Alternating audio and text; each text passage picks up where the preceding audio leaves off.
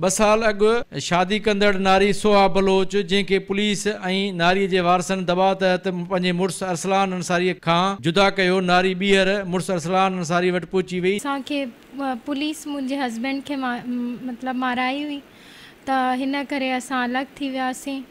हाणे अम्मी जी political support आहे, सभिनीनि पुलिस वारा अम्मी सां गॾु आहिनि, तंहिं करे असां अलॻि आहियूं। हाणे वरी मां स्टेप खई आहे त मां पंहिंजे हस्बैंड वटि वञा त असांखे प्रोटेक्शन खपे, तहफ़ुज़ खपे।